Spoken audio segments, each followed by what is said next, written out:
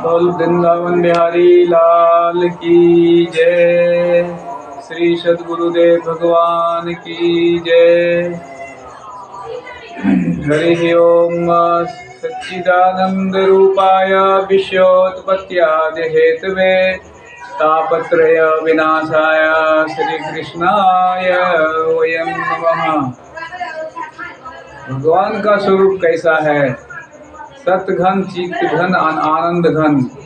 ऐसे श्री भगवान सच्चिदानंद स्वरूप जो समस्त विश्व का पालन, सृजन और संहरण तीनों का जो हेतु है, जिनके पावन चरण शरण जीव के तापत्रय समाप्त हो जाते हैं, ऐसे गोविंद महाप्रभु को हम सब मिल करके बारंबार प्रणाम करते हैं। अज्ञान ध्वंस विध्वंस कोटि सूर्य समप्रभा निर्विघ्नं सुताख्या ही कथा सारं मम करुणा रसायनम। हे सूत जी महाराज, हम लोगों के हृदय में अज्ञान घोर अंधकार व्याप्त है। यह त्रिभुवन के अंधकार दूर करने के लिए आपके पास जीव को हृदयगत अज्ञान अंधकार को सूर्य की किरणें दूर कर दीजिए। भगवान सूर्य और सूत जी महाराज उस अज्ञान तिमिर को ध्वस्त करने के लिए आपके पास करोड़ों सूर्य के समान ज्ञान का प्रकाश है।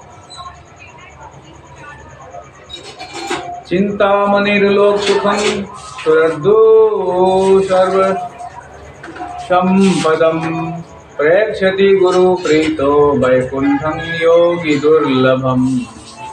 इसलिए हे सूत जी महाराज, कृपा करके गुरु का प्रसाद हमें भी प्रदान करें। कालव्याल मुखग्रास त्रास निर्नाश हेतवे श्रीमद्भगवतं शास्त्रं कलोकीरेण भाषितम्। तोता बड़ा मीठा बोलता है, किंतु बोलता है वही जो उसे सिखाया जाता है।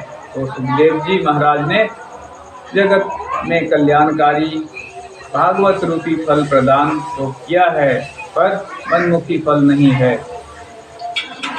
प्रपासामो वयं सर्वे श्रीमद्भगवतामृतम। देवताओं ने यह प्रस्ताव रखा तो सुखदेव जी बड़ी जोर से हंसे और बोले, अरे ठगियाओं, तुम्हारे आते ही समझ गया था कि कुछ गड़बड़ है। ऋषि बाबा को दंडवत करने गए तो बदले में हड्डियां मांग करके ले आए। तुम लोग बड़े स्वार्थी हो, अपने कार्य में बड़े निपुण हो। तो कार्य कुशलासुरा। स्वार्थी व्यक्ति यदि तुम्हारे फायदे के ज्यादा बातें करे तो सावधान हो जाना चाहिए। को सुधा को कथा लोके को काच क मनिर्महान ब्रह्मरातो विचार्ये वं तदा देवांजहाशः। अभक्तांश तांश विज्ञाय न ददोष कथामृतम्। श्रीमद्भगवती वार्ता सुरा नामपि दुर्लभा। सूत जी कहते हैं, हे ऋषियों, यह देव दुर्लभ कथामृत है, क्योंकि देवताओं को सुखदेव जी ने डांट कर भगा दिया। क्षीणे पुण्य पुण्ये मृत्यु लोकं विशन्ति। हरि कथा की विशेषता है कि कल्म शाप हम हरि कथामृत पापों को नष्ट करने वाला है। राज्यो मोक्षं तथा वीक्ष्य पुरा धाता अपि विष्णुतः सत्यलोके तुलां बद्ध्वा तौल्यत साधनान्यजः।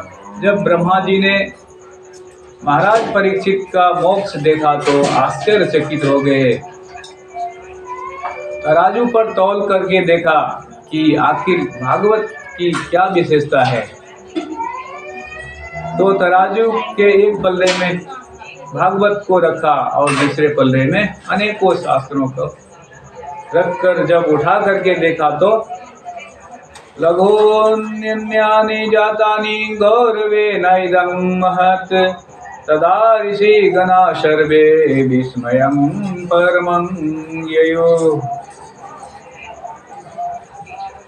सब देवता और महात्मा महान आश्चर्यचकित हो गए कि श्रीमद् भागवत की तुलना में अन्य धर्म शास्त्रों का पलड़ा एकदम ऊपर लटक गया।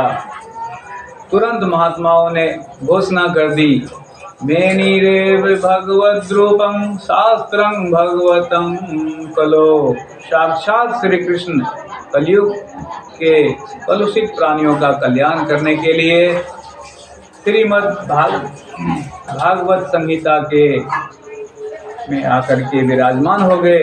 इसलिए भागवत के प्रत्येक अक्षर में गोविंद का श्यामलता समाई हुई है। एकदा ही विशालायां चत्वारः ऋषयो मला सत्संगार्थ समायाता ददृशोस्त्र नारदम्। एक समय की बात है, विशालापुरी माने बद्रीनाथ धाम शनकादि चारों भाइयों सत्संग की इच्छा से घूम रहे थे, विचरण कर रहे थे। ध्यान भजन पूजन आदि तो सब एकांत में हो सकता है, पर सत्संग का एकांत में बड़ी होता है, आनंद नहीं आता। चारों भैया विचरण कर रहे थे। अचानक नारद जी को देखा, देख करके प्रसन्न हो गए। संत कथं ब्रह्मन् दीनमुख चिन्तातुरो भवान् त्वरितं गम्यते कुत्र कुतश्चागमनं तव। इदानीं शून्ये चितोऽसि गतवित्तो यथा जना तवेदं मुक्तसंगस्य नौजेतं वद कारणम्। वो ब्राह्मण कथन दीनमुख, अरे नारद जी महाराज, आपका मुंह इस प्रकार से क्यों लटका हुआ क्यों है? किस बात की चिंता आपको सता रही है? या भागे भागे कहाँ जा रहे हो? आपका मुख कमल ऐसे लग रहा है जैसे कोई कृपण का धन चला गया हो। गत वित्तो यथा जना, तुम्हारा क्या चला गया? क्योंकि जो धन छीन लिया जाए, संत महापुरुष ऐसे धन को अपना समझते ही नहीं। आगो, और संतों का जो अपना धन है उसे संसार में कोई चुराने वाला नहीं है। और महात्माओं का धन है, वृंदावन में जाकर देखिए, हमारो धन राधा श्री राधा श्री राधा, हमारो धन राधा श्री राधा श्री राधा, परम धन राधा राधा राधा राधा राधा, परम धन राधा राधा राधा राधा राधा, हमारो श्री राधा श्री राधा श्री राधा, हमारो धन राधा श्री राधा श्री राधा, हमारो धन राधा श्री राधा श्री राधा, हमारो धन राधा श्री राधा श्री राधा। बोल वृंदावन बिहारी लाल की जय। जय जय श्री राधे। तो प्रभु का नाम ही संतों का वो एक परम धन है, जिसे संसार में कोई चुराने वाला नहीं, जिसकी कोई किसी प्रकार की चिंता करने की आवश्यकता नहीं है। पुष्करं च प्रयागं च काशीं गोदावरीं तथा हरिक्षेत्रं गुरुक्षेत्रं श्रीरंगं सेतुबन्धनम् एवमादिषु तीर्थेषु भ्रममान एस्तथा। जो समस्त भूमंडल पर मेरे चित्त को शांति नहीं मिली, तो मैंने सोचा कि चलो अब संतों के पास चला जाए, संभवतः संतों के यह शांति मिले। पर मैंने क्या देखा, पाखंड निरता संत भी पाखंड परायण होते चले जा रहे हैं। पाखंड का अर्थ है पापस्य खंड, पाखंड, पाप का ही जो खंड है उसका नाम पाखंड है। उसी की परिभाषा भाषाएं बदल जाती है। जैसे यह बंगला किसका है? त्यागी जी महाराज का। यह बच्चे किसका है? तो ब्रह्मचारी जी महाराज का। ब्रह्मचारी जी महाराज के इतने शोर कहाँ मच रहे हैं? तो मुनि बाबा के आश्रम। ऐसी बड़ी विचित्र स्थिति। तपसी धनवंत दरिद्र ग्रही, कली कौतुक तात न जात कही। पहले संत महात्मा जितना विरक्त होता था वह उतना ही महान माना जाता था, किंतु आजकल वैभव संपन्न होता है वह उतना ही श्रेष्ठ माना जाता है। यह सब देख देख कर मेरा चित्त और भी अशांत हो गया।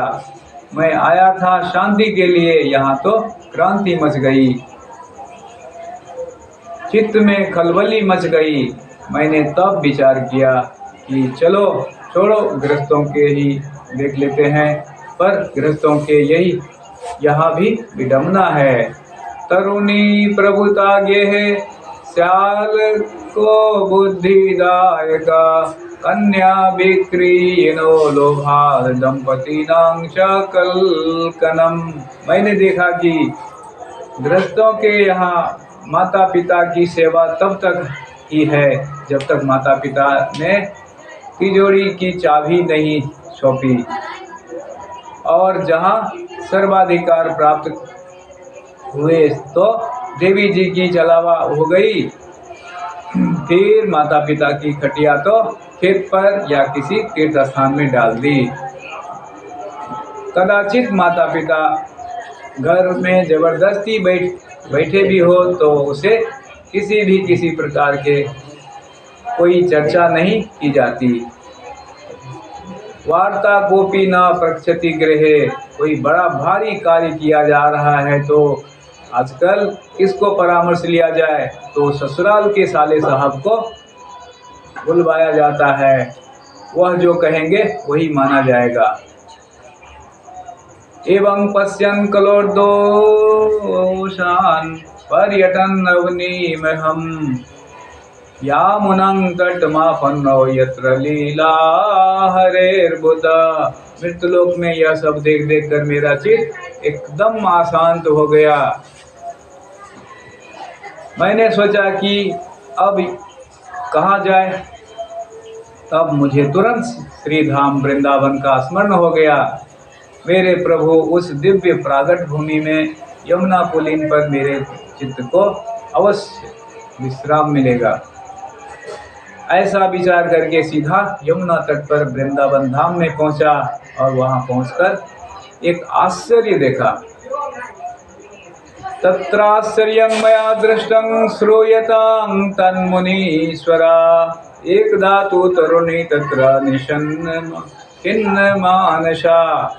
मैंने देखा कि एक युवती खिन्ना माना होकर बैठी हुई आंखों से असुरपात कर रही है और दो बुढ़े उसके सामने अचेत अवस्था में पड़े हैं।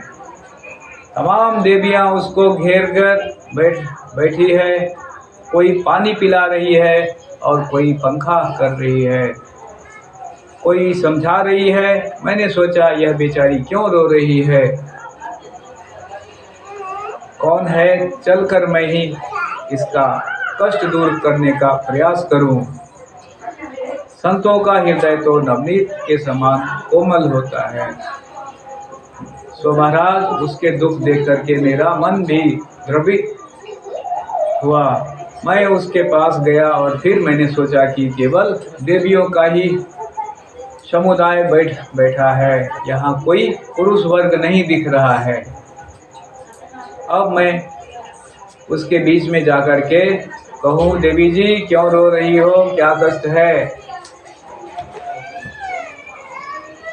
और उसने नहीं कोई उल्टा सीधा जवाब दे दिया, ऐसे ए बाबा चल तू अपना काम कर, देवियों के समुदाय में तू कहाँ घुसा चला जा रहा है। माताएं जब आपस में बात करती है तो 1 मिनट में ही आंसू बहाने लग जाए और अगले मिनट में मुस्कुराने लग जाए, तो हम बाबा बैरागियों को बिना बुलाए बिना मतलब के नहीं जाना चाहिए। इसलिए मैं पास तक तो गया, परंतु कुछ कहने का साहस ही नहीं हुआ, लौट पड़ा। उस देवी ने मुझे देखा तो तुरंत आवाज लगाई, बोल वृंदावन बिहारी लाल की जय। जय जय श्री राधे श्याम, हर हर हर महादेव।